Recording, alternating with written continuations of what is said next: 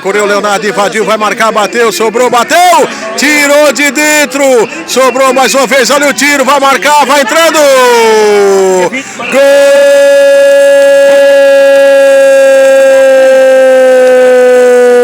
gol do BGN,